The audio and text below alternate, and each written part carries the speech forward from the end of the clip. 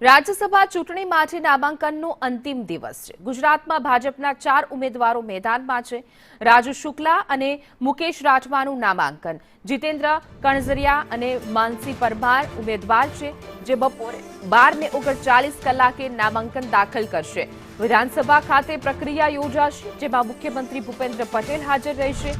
નાયબ મુખ્યમંત્રી પણ ઉપસ્થિત રહેવાના છે। પ્રદેશ પ્રમુખ સહિત આગેવાનો ઉપસ્થિત રહેશે અને જોડાશે। મંત્રીઓ અને ધારાસભ્યો પણ હાજરી આપશે। વિપક્ષ ઉમેદવાર નહીં ઉતારે તેવી ચર્ચાઓ છે।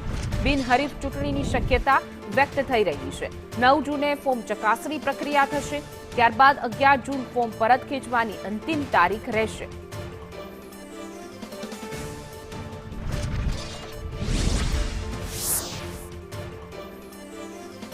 વાત કરીએ ઉમેદવાર જે 4 જાહેર કર્યા છે ભારતીય જનતા પાર્ટીએ। મુકેશ રાઠવા છોટાઉદેપુર જિલ્લાના ક્વાંટના રહેવાસી છે, જે કહેવાય કે યંગ કહેવાય કે એમને મોકો આપવામાં આવ્યો છે।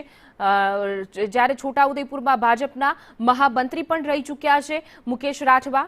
4 ઉમેદવાર ભારતીય જનતા પાર્ટીએ જાતિગત સમીકરણોના આધારે અને સાથે સાથે યુવાઓને તક આપવાના રણનીતિ સાથે તેઓએ ઉતાર્યા છે। સાથે મુકેશ રાઠવા જે છે તે અગાઉ ભારતીય જનતા પાર્ટીમાં યુવા મોરચાના પ્રદેશ ઉપાધ્યક્ષ પણ રહી ચૂક્યા છે।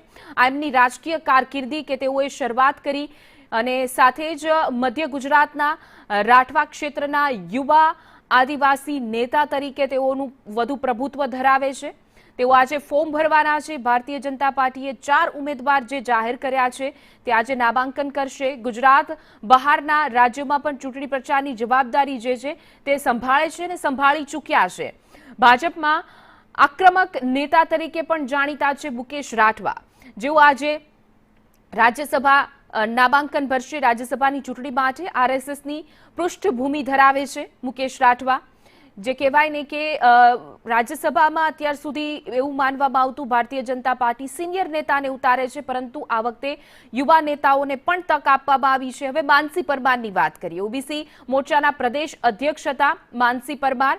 માનસી પરમાર એબીવીપીથી રાજકીય કારકિર્દીની તેઓની શરૂઆત થઈ છે, તો માનસી પરમાર પણ રાજ્યસભાની ચૂંટણીમાં ઉમેદવાર તરીકે ઉતારવામાં આવ્યા છે।